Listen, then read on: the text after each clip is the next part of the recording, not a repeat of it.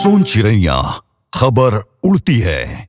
जम्मू कश्मीर के पहलगाम में मंगलवार को आतंकियों ने कायराना हमला करते हुए छत्तीसगढ़ के एक नागरिक की जान ले ली। यह घटना न सिर्फ उनके परिवार बल्कि पूरे देश को गहरे सदमे में डालने वाली है। आतंकियों ने रायपुर के रहने वाले स्टील कारोबारी दिनेश मिरानिया को उस वक्त गोली मारकर हत्या कर दी जब वह अपनी पत्नी और बच्चों के साथ खुशियां मनाने पहलगाम की खूबसूरत बैसरन घाटी पर गए थे। दुख की बात यह है कि जिस दिन यह जघन्य अपराध हुआ उसी दिन दिनेश मिरानिया की शादी की सालगिरह थी। मिली जानकारी के अनुसार 35 वर्षीय दिनेश मिरानिया अपनी पत्नी नेहा, बेटे शौर्य और बेटी लक्षिता के साथ घाटी में थे। तभी अचानक आतंकियों ने उन पर गोलियां बरसा दी। इस हृदय विदारक घटना के प्रत्यक्षदर्शी उनकी पत्नी और बच्चे रहे, जिनकी आंखों के सामने उनके पिता को मौत के घाट उतार दिया गया। इस घटना की खबर मिलते ही पूरे देश में शोक की लहर दौड़ गई। गृह मंत्री अमित शाह ने पहलगाम पहुंचकर दिनेश मिरानिया की पत्नी और बच्चों से मुलाकात की और अपनी गहरी संवेदनाएं व्यक्त की। उन्होंने कहा कि इस हमले में अपनों को खोने का दर्द हर भारतीय महसूस कर रहा है और बेगुनाहों लोगों को मारने वाले आतंकियों को किसी भी कीमत पर बख्शा नहीं जाएगा। कश्मीर में मौजूद छत्तीसगढ़ के पत्रकार राम अवतार तिवारी ने बताया कि हमले के बाद सुरक्षा बलों ने पूरे इलाके को घेर लिया है और सघन तलाशी अभियान चलाया जा रहा है। इस वजह से पर्यटकों को पहलगाम जाने की अनुमति नहीं दी जा रही है।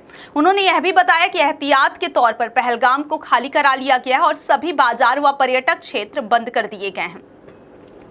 छत्तीसगढ़ के मुख्यमंत्री विष्णुदेव साय ने भी इस घटना पर गहरा दुख व्यक्त किया है और पीड़ित परिवार को हर संभव मदद का आश्वासन दिया है। उन्होंने कश्मीर में फंसे छत्तीसगढ़ के अन्य पर्यटकों का भी फोन पर हाल चाल लिया और उनकी सुरक्षा सुनिश्चित करने के लिए कदम उठाए जा रहे हैं। इस बीच जम्मू कश्मीर सरकार ने पहलगाम हमले में मारे गए लोगों के परिवारों को 10-10 लाख रुपए की सहायता राशि देने की घोषणा की है। इसके साथ ही गंभीर रूप से घायलों को 2 लाख और मामूली रूप से घायल हुए लोगों को 1 लाख रुपए का मुआवजा दिया जाएगा। दुखद खबर यह भी है कि रायपुर और भिलाई के करीब 82 पर्यटक इस वक्त श्रीनगर में फंसे हुए हैं, जिन्हें एक होटल में सुरक्षित रखा गया है। वहीं चिरमिरी के 4 परिवारों के 11 लोग भी इस आतंकी हमले के बाद दहशत में हैं, जिन्हें स्थानीय लोगों और पुलिस की मदद से सुरक्षित स्थानों पर पहुंचाया गया।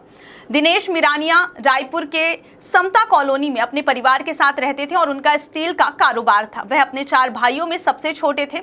उनके परिवार का मूल निवास ओडिशा में है, लेकिन वे कई सालों से रायपुर में बसे हुए थे। उनका बेटा बेंगलुरु में पढ़ाई करता और छुट्टियों में घर आया हुआ था। प्रधानमंत्री नरेंद्र मोदी ने इस कायराना हमले की कड़ी निंदा करते हुए कहा कि इस जघन्य कृत्य के पीछे जो भी लोग हैं उन्हें बख्शा नहीं जाएगा। वहीं कांग्रेस नेता राहुल गांधी ने भी इस घटना पर दुख व्यक्त करते हुए सरकार से ठोस कदम उठाने की अपील की है। पहलगाम में हुआ यह आतंकी हमला मानवता के दुश्मनों की एक और शर्मनाक करतूत है। इस दुख की घड़ी में पूरा देश पीड़ित परिवार के साथ खड़ा है। दिनेश मिरानिया का पार्थिव शरीर आज रात दिल्ली से फ्लाइट के जरिए रायपुर लाया जाएगा। सोन चिड़ैया खबर उड़ती है।